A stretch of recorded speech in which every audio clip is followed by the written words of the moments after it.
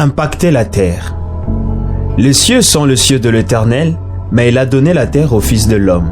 Psaume 115, verset 16. Dieu a fait que tous les hommes, sortis d'un seul sang, habitassent sur toute la surface de la terre, ayant déterminé la durée de temps et les bornes de leur demeure. Acte 17, verset 26. Ces deux textes présentent de manière condensée combien l'existence de l'homme sur la terre est le fruit de la volonté de Dieu.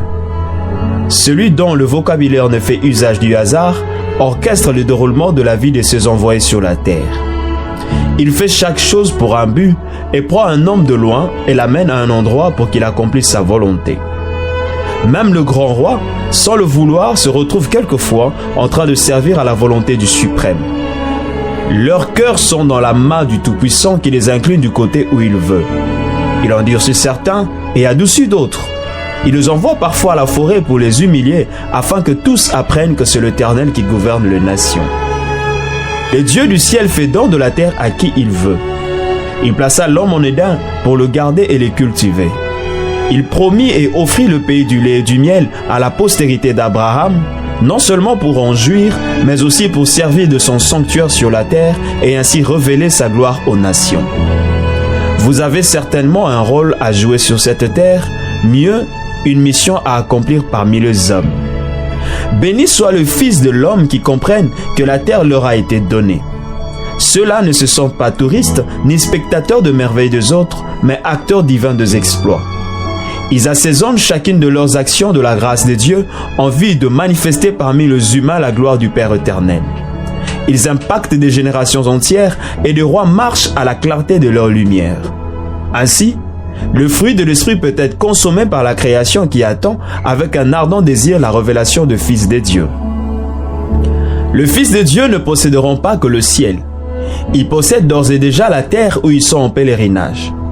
Ils sont gestionnaires des concessions que Dieu a mises à leur disposition. Ils savent qu'ils rendront compte et ne prennent pas à la légère la vocation d'œuvrer pour le compte de celui qui les a envoyés sur la terre.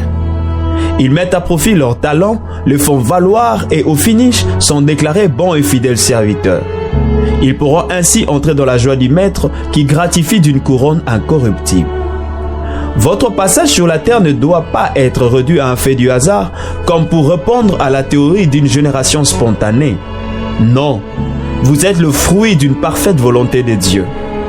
Inspirez-vous alors de David, de qui l'on dit: or David, après avoir en son temps servi au dessein de Dieu et mort, a été réuni à ce Père. De son vivant, l'on chantait que David a tué 10 000 là où les autres n'ont tué que 1000. Sans esprit de rivalité, ayez en vous la pensée de faire un peu plus que les autres. Témoignez de votre foi par les œuvres, à l'instar de Dorcas Tabitha, qui fit réclamer et ramener à la vie à cause de ses bonnes œuvres. Nous sommes son ouvrage, déclare l'apôtre Paul aux chrétiens d'Éphèse, ayant été formés en Christ pour de bonnes œuvres que Dieu a préparées d'avance, afin que nous le pratiquions. Ne terminez pas votre course sans laisser votre empreinte sur la terre, sans impacter votre génération et celles à venir, sans que votre nom ne soit inscrit dans les annales du roi éternel. Que les autres puissent trouver en vous des termes de référence pour glorifier Dieu. Qu'ils s'inspirent de vos œuvres pour marcher de manière digne de la vocation qui leur est adressée. Dans la parabole du semeur, relatée par le Seigneur, l'homme est présenté comme une terre qui reçoit la sémence de la parole de Dieu. De là, nous pouvons extrapoler pour signifier que l'homme est une terre qui reçoit les choses de Dieu: grâce, dons, talents, compétences, capacités, ministères, missions et autres. Et des 4 types présentés par le Fils de Dieu, 3 ne permettent pas de l'émergence des choses investies par Dieu. Ils fonctionnent comme des cimetières où sont enterrées les choses d'en haut. Ne soyez pas une nécropole de grâce divine, une terre sèche et infertile quant à l'investissement divin.